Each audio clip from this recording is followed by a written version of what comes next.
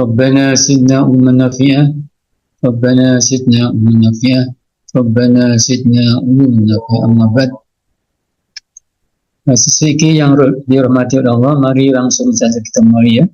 Kuliah kita pada malam hari ini, kita bisa terlambat dikit. Baik, kita malam ini akan mengawali ya, membicarakan beberapa pemikiran al-mathulah tentang pembahagian hukum Islam. Beberapa pemikiran al-mathulah ya, sekitar pembahagian hukum Islam. Pemikiran beliau tentang hal ini diawali dari pertama, dari pandangan bahwa pintu ijtihad itu masih terbuka. Bahwa pintu ijtihad masih terbuka. Maksudnya ijtihad di bidang hukum Islam ya. Nah, sebelum kita teruskan, kita perlu tahu dulu apa itu ijtihad. Ijtihad itu ya, ta'rifnya adalah badlul wus'i istinbati hukum syar'i bima lahu nasun sharihun. Istinbatu hukum syar'i badlul wus'i bima lahu laisa nasun sharihun.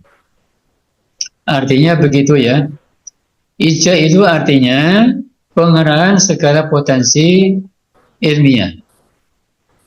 Pengerahan segala potensi ilmiah yang dimiliki oleh seorang mujtahid, seorang faqih untuk memecahkan masalah-masalah baru yang dihadapi oleh umat Islam. Ketika masa itu tidak ada penjelasan hukumnya di dalam Al-Quran atau di dalam Sunnah. Jadi, kalau ada mujtahid ya, mengerahkan semua potensinya di bidang ilmiah untuk mengetahui hukum Islam tentang suatu masalah yang belum ditunjukkan oleh Al-Quran atau oleh hadis hukumnya, itu namanya ijtihad. Jadi badlul wus'i istinbatil hukmi syar'i bima lahu laisa nasun sharihun. Mengarahkan segala potensi ilmiah atau keilmuannya untuk menggali hukum Islam tentang masalah-masalah yang belum ada penegasan hukumnya di dalam Al-Quran atau dalam Sunnah. Itu namanya ijtihad ya. Ijtihad ini ya, ulama berbeda pendapat ya. Ada yang mengatakan ekstrim, sudah ditutup, pintunya sudah ditutup, berarti nggak bisa ijtihad lagi. Ada yang berpendapat pintunya masih dibuka secara mutlak. Nah, dua pendapat ini menurut al-mathulah tidak tepat. Beliau ya mengambil jalan tengah. Pintunya masih terbuka. Tentu bagi siapa? Bagi ulama yang memenuhi persyaratan. Nah, sebelum kita maka tahu persyaratan sama tidak menangkap. Banyak persyaratannya, tapi yang paling pokok yang disepakati pertama adalah ulama itu harus memahami hukum Islam yang telah ditegaskan oleh Al-Quran dan Sunnah. Itu syarat pertama yang mesti dikuasai oleh siapa? Oleh mujtahid yang ingin melakukan ijtihad. Dia harus menguasai ya semua masalah yang hukumnya sudah dijelaskan oleh Al-Quran atau Sunnah. Itu syarat pertama. Kenapa begitu ya? Agar yang bersangkutan nanti waktu ijtihad ya, produk ijtihadnya tidak kontra, dengan Al-Quran, tidak kontra dengan Sunnah. Nah, ini mesti dikuasai oleh calon mujtahid, oleh faqih, oleh ulama ya yang ingin melakukan ijtihad. Yang kedua,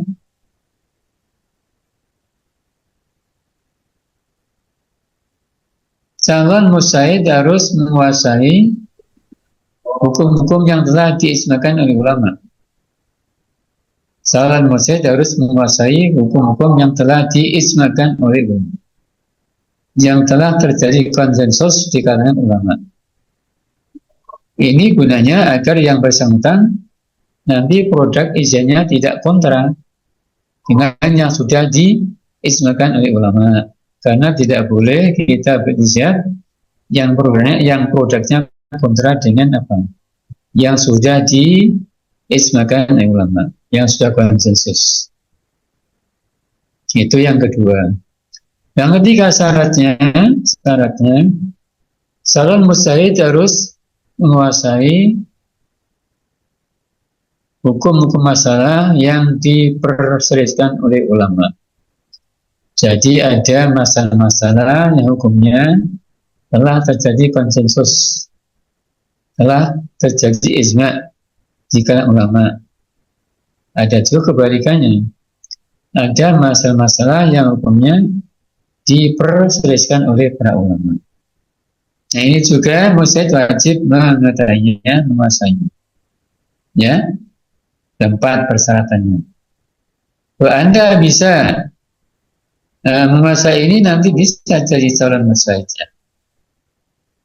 Pertama, menguasai dulu semua hukum Islam yang ada di Al-Quran dan Sunnah.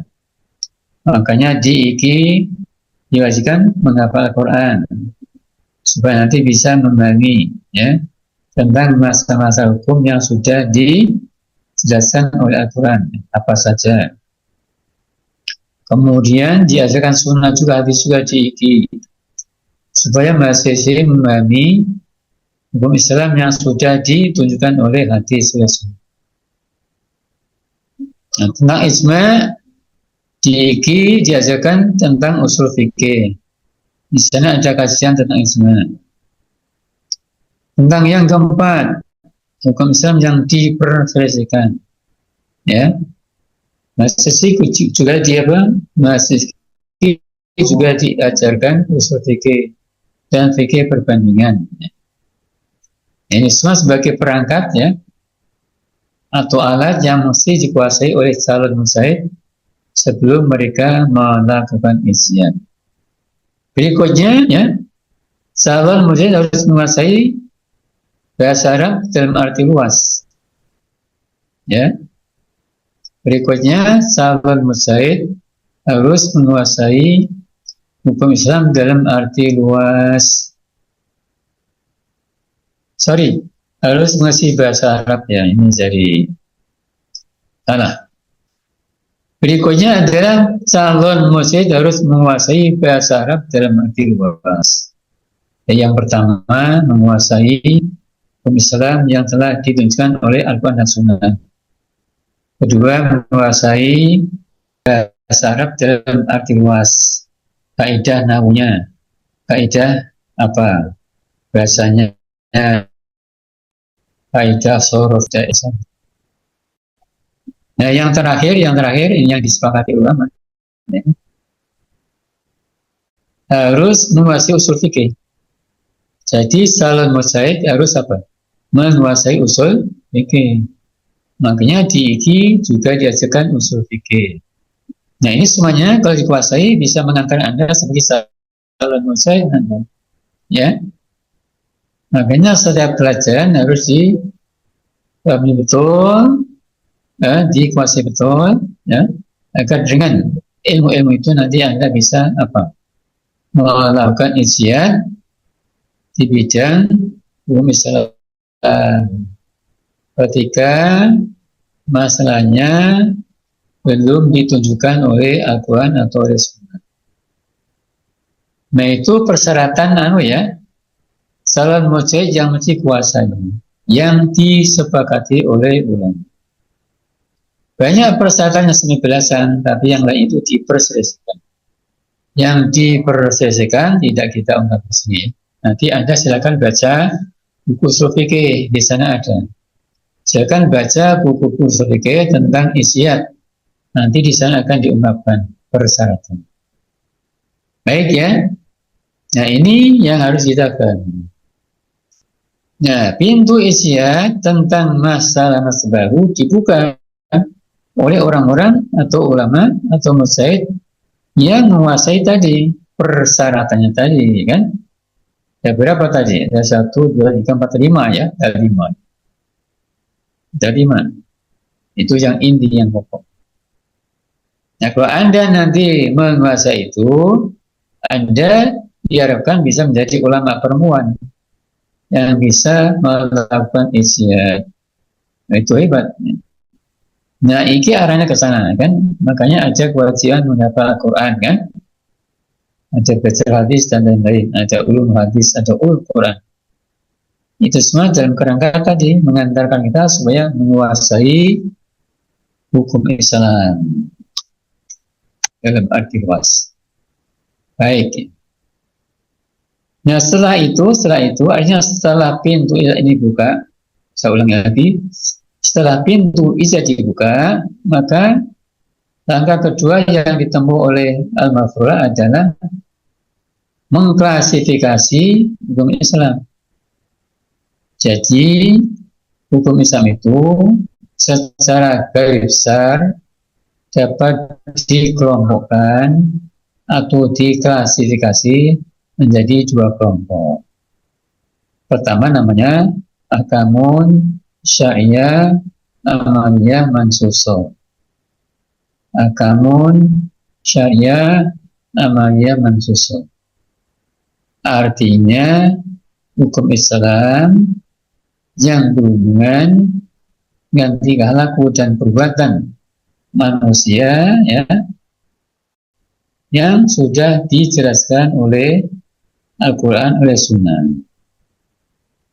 Hukum Islam yang berhubungan dengan tingkah laku dan perbuatan manusia yang sudah ditunjukkan hukumnya oleh Al-Quran dan Sunnah. Itu namanya ahkamun syariah amaliyah mansus. Istilah lain disingkat itu namanya syariah. Syariah. Nanti kita contohkan. Namanya syariah. Yang kedua, hukum Islam, ya,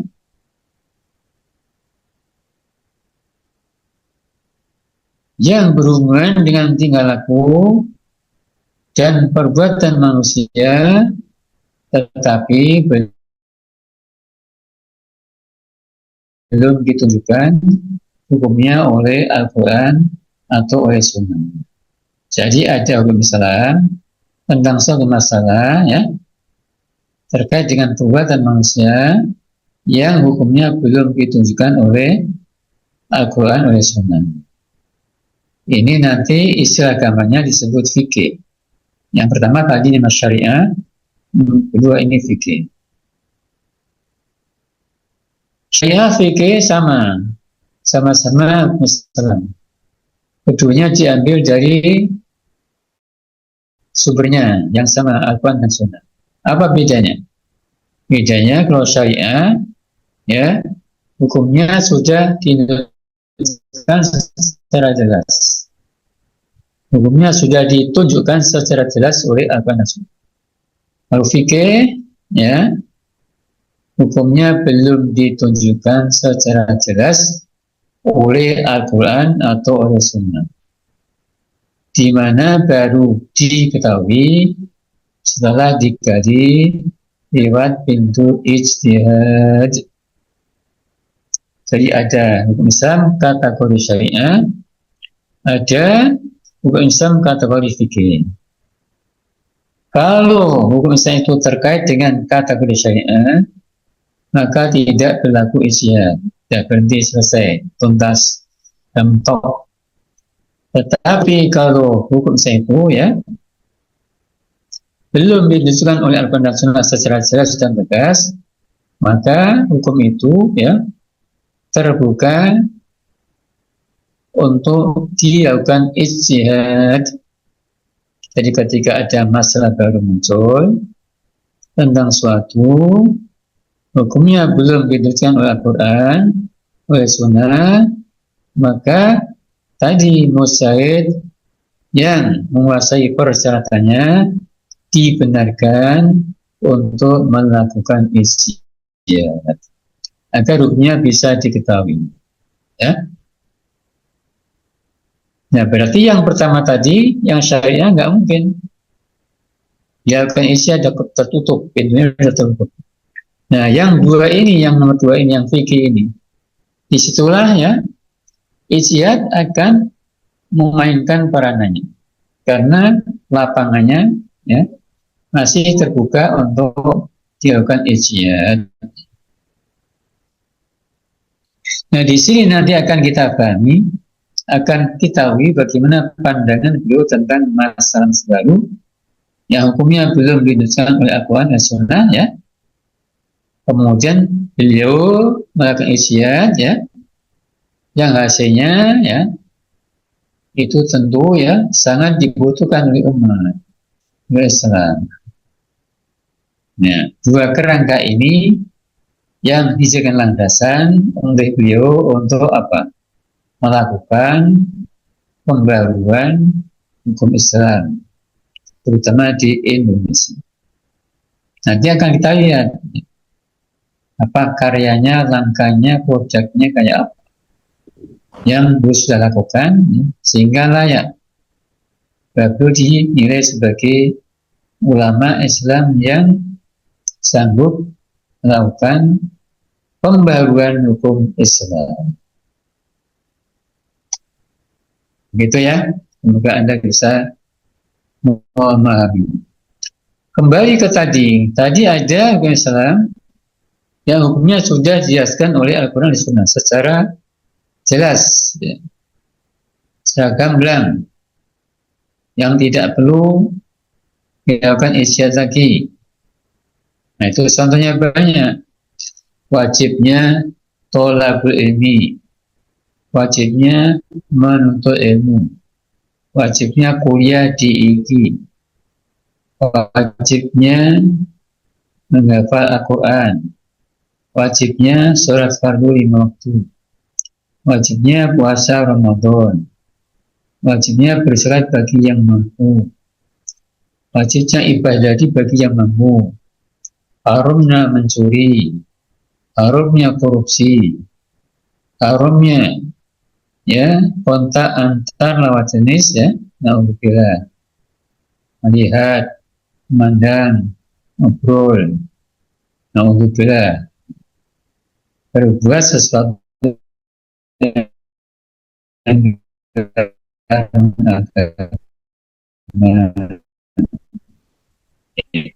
itu semua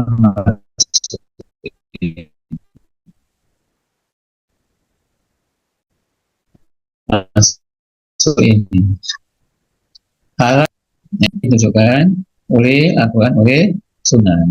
Nah, ini dikenal dengan syariah.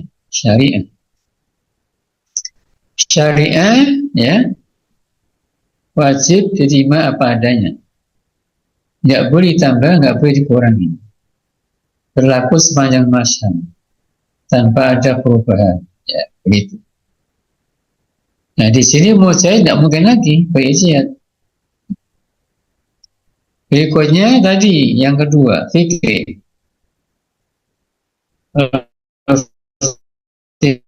Fikih ini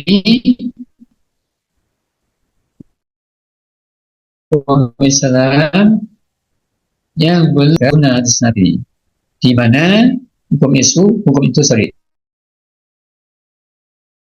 di mana hukum itu baru diketahui. Nah, itu namanya apa? Namanya ahkamun syariah ghairu mansukhah. Lebih pendekkan namanya fikih. Artinya hukum Islam yang secara jelas dan tegas belum ditunjukkan oleh Al-Quran, oleh Sunnah, ya, di mana baru diketahui hukumnya setelah digali lewat ijtihad ulama. Nah, di bagian kedua inilah beliau ya nanti akan banyak menyampaikan pemikirannya, isiannya terkait dengan apa pembaruan misalnya. Nah, contoh fikih itu misalnya seperti apa? Seperti furudul wudu. Itu kalau kita ikut Syafi'i ada 6 dan masih tertib, kan? Kalau kita ikut mazhab siapa? Hanafi misalnya ya, itu tidak wajib tertib, kan? Kalau kita ikut mazhab Maliki nanti di sana ada wajib menggosok-gosok. Kalau kita ikut mazhab Syafi'i tidak wajib menggosok-gosok waktu membasuhkan tangan dan kaki misalnya. Nah itu namanya fikih. Ada lagi nanti, ya kan? Subuh itu sunnah muakkadah. Syafi'i. Ada yang mengatakan hanya mubah, tidak sunnah. Kayak mazhab Hanafi dan Maliki misalnya. Itu fikih. Nah, di bidang fikih inilah nanti beliau akan banyak melakukan pembaharuan. Nanti saat persatu akan kita kaji di mana pandangan beliau tentang masa-masa kontemporer ya, yang hukumnya belum ditunjukkan secara tegas dan jelas oleh Al-Quran, oleh Sunnah. Saya kira sampai situ dulu yang bertanya, biar nggak bosan. Silakan yang bertanya. Jadi kita baru sampai ya adanya apa klasifikasi tentang hukum Islam, ada kamun syariah mansuso syariah, ada kamun syariah ghairu mansutofik. Kemudian kita baru bicara tentang definisi ijtihad dan persyaratannya, ya. Dalam bidang apa saja ijtihad itu ditutup dan dalam bidang apa saja ijtihad itu dibuka atau terbuka pintu. Silakan yang akan bertanya.